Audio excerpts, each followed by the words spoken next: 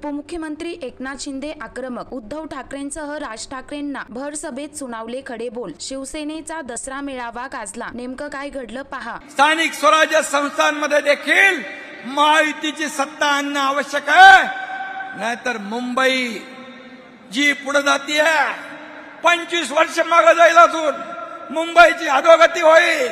मुंबईकर सुज्ञ आहे, मुंबईकर विकासाला प्राधान्य देणार आहे। 2.5 वर्षात 3 वर्षात जे मुंबईसाठी काम केलं हे फक्त लोकांपर्यंत पोहोचवण्याचं काम तुम्हाला करायचं। आणि म्हणून जिल्हा परिषद भगवा फडकावणे, नगरपालिका भगवा, महापालिका भगवा आणि ग्रामपंचायतीवर देखील महायुतीचा भगवाच फडकला पाहिजे। आणि म्हणून महायुतीने आपण निवडणुका लढवणार आहोत। कोण कोणाची युती? सैनिकांचा 80 जागा लढवून शिवसेना 60 जागा जिंकले। 60 जागा इतिहास घडवलाय तुम्ही। आणि म्हणून माझ्या सर्व नेते मंडळी बसली इकडे, तुम्ही सर्व कार्यकर्ते आहात। मी मुख्यमंत्री होतो तेव्हाही कार्यकर्ता म्हणून काम केलंय, आजही कार्यकर्ता म्हणून काम करतोय, उद्याही कार्यकर्ता म्हणूनच काम करणार आहे। पण तुम्हाला मी एकच सांगतो, तुम्ही आता एकनाथ शिंदे बनून काम करायचं, एकनाथ शिंदे बनून काम करायचं। आणि जे आपण काम केलंय ते लोकांपर्यंत पोहोचवायचं। आज भाषणामध्ये मुख्यमंत्री देवेंद्र फडणवीसांवर काही टीका केली, नंबरवर, लोकप्रियता नंबरवर। अरे त्यांचे तर वरून खाली आले नंबर, वरून खाली येताना नंबर लागला। तुम्ही मुख्यमंत्री असताना घरात बसून खालून वर नंबर आला तुमचा, ते विसरलात? कुणावर टीका करताना आणि किती वेळा रंग बदलणार, किती वेळा? मला वाटतं अशा प्रकारचा सरडा आयुष्यामध्ये मी कधी बघितला नाही, एवढ्या फास्ट रंग बदलणारा। आणि मी तुम्हाला एवढंच सांगतो की येणाऱ्या निवडणुकांमध्ये रामदासभाईंनी जे सांगितलं, गुलाबरावांनी सांगितलं, आता एकच लक्ष, स्थानिक स्वराज्य संस्थांवर महायुतीचा भगवा दौलाने फडकवायचं। आपला भगवा झेंडा या स्थानिक स्वराज्य संस्थांवर फडकवायचा। आपापसातले सगळे का असतील नसतील बाजूला ठेवा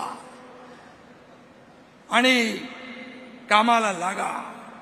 मी पुन्हा एकदा सांगतो की जे मराठवाड्यात, विदर्भात ज्यांच्या आयुष्यात संकट आलंय, जे उद्ध्वस्त झाले, त्यांच्या मुली बाळींची जी काही लग्न ठरली असतील या पुराच्या संकटामुळे त्याच्यावर देखील बालट आला असेल। पण मी सांगतो, या सर्व जेवढ्या शेतकऱ्यांच्या मुलांची लग्न ठरली असतील, मुला मुलींची, त्याचा सर्व जबाबदारी शिवसेना घेईल। आणि पूर्ण त्यांची जबाबदारी शिवसेनेची ही बांधिलकी म्हणून आपण घेतोय। कारण माझ्याकडे 2 हात देणारे आहेत, रिकामे नाही, रिकामे नाही। आणि म्हणून त्याचबरोबर पुढचं वर्ष जे आहे, पुढचं वर्ष हे आदरणीय बाळासाहेबांचं 2026 हे जन्मशताब्दी वर्ष आहे। जन्मशताब्दी वर्ष शिवसेना हे शताब्दी वर्ष, जन्मशताब्दी वर्ष जोरदारपणे शताब्दी महोत्सव साजरा करेल, हे देखील मी या ठिकाणी सांगू इच्छितो। आणि म्हणून सगळेजण कामाला लागा। निवडणुका आपल्याला नवीन नाही, पण शेतकरी देखील संकटात आहे, त्याला जेवढी जेवढी मदत करता येईल सरकार तर उद्या आमची बैठक आहे मुख्यमंत्री माझी आणि अजितदादांची, त्यामध्ये तर भरीव निर्णय आम्ही घेऊ. पण जिथं जिथं मदत करता येईल त्या प्रत्येक शिवसैनिकांनी या मराठवाड्यातल्या विदर्भातल्या बळीराजाचे अश्रू पुसण्याचं काम आपण करूया आणि या येणाऱ्या सर्व स्थानिक स्वराज्य संस्थांवर भगवा महायुतीचा भगवा डौलाने फडकवूया.